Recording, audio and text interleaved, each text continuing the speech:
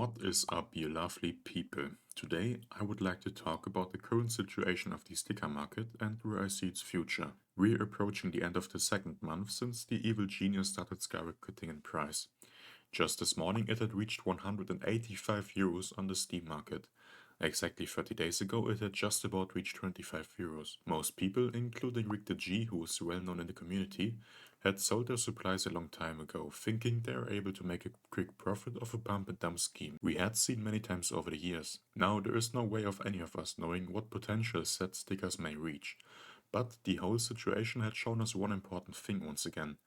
Old stickers and their respective capsules remain relevant, and possibly even more important, they remain profitable investments. In the same time, the evil genius holo reached prices unimaginable beforehand. Its sticker capsule almost tenfolded in price, reaching 5 euros and 50 cents per unit. Remember, those are the exact same capsules Valve sold just 4 years ago for 25 cents a piece. Similar stories have been seen for other capsules since the trend began.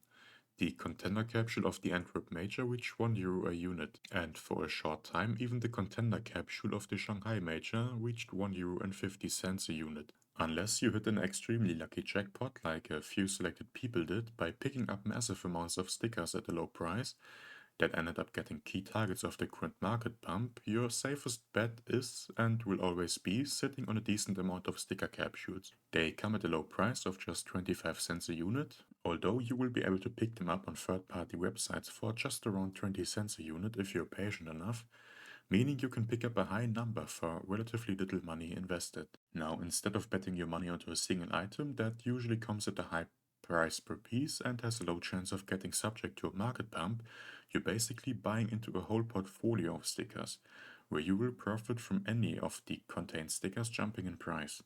Now, if we had not been invested in past major capsules, this does not give us much. But one important input it does give us is that people are genuinely invested and interested into major stickers again. Now, before I continue with the point I want to make, let me explain one thing to you. When Valve sells major related items like viewer passes, sticker capsules, and souvenir packages, 50% of their revenue is shared between the organizations participating. Many teams highly rely on the revenue they get from their sticker sales share. It is in Valve's best interest to keep said revenue high, to keep organizations in their ecosystem, and thus keeping the esport an important figure, as it ultimately attracts new players and binds them to the game. This whole concept is the reason why major sticker sale periods have been so long recently, with sticker sales sometimes ending only a few weeks before the new major begins, and is also the reason why we had seen so many borderless variants over the last couple of majors. Stockholm at Antwerp had seen a huge success for Valve, as the community was excited to see the reiteration of borderless stickers for the first time since 2014. Sticker sales skyrocketed and there was literal scramble to collect Stockholm capsules, with many people going as far as calling out the Stockholm syndrome people had developed. However, with the release of the Rio stickers, we saw a massive decline in popularity, with the majority of the community disliking them. This most likely caused a turning point in Valve's approach, and it was said to be a huge success for them. They brought back borderless stickers again, and the Paris stickers saw record-breaking numbers, with many people searching to get a hold of as many as possible, hoping for financial gain. Ever since, major capsule sales have been in constant decline. So, let's review that. Valve had massive success with the sale of borderless stickers after a long period of releasing bordered stickers.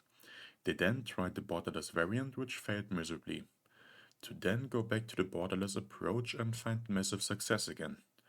And now, after many iterations of borderless variants, we had once again seen a decline in interest. So, it was really only a matter of time until Valve would eventually try getting new wind into the sales, and I mean that literally, which we saw with the Austin stickers.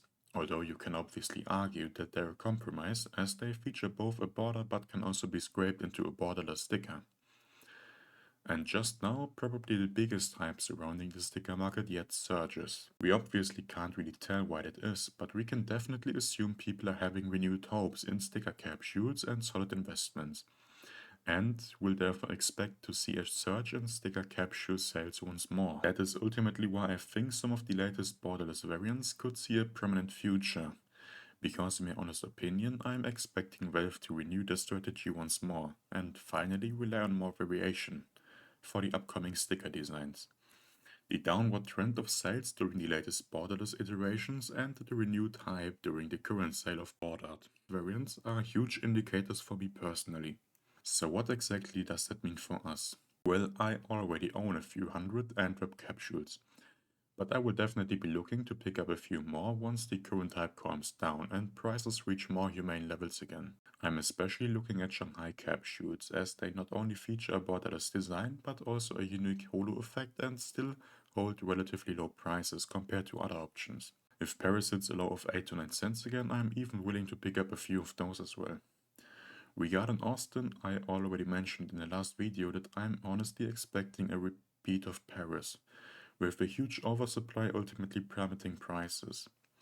However, since we obviously don't want to miss out on developments that exceed our expectations, I'm still picking up a few. I think that exploiting the sticker sale is always a good option. For more than a dozen stickers released to this day, Paris remains the only one that didn't return a profit. So profits, even if they can't compare to Stockholm or some of the older bordered iterations, can be expected quite confidently. Let me know if you think that Austin captures may see a solid future and what you think of my reasoning for expecting changes in Valve's future approach.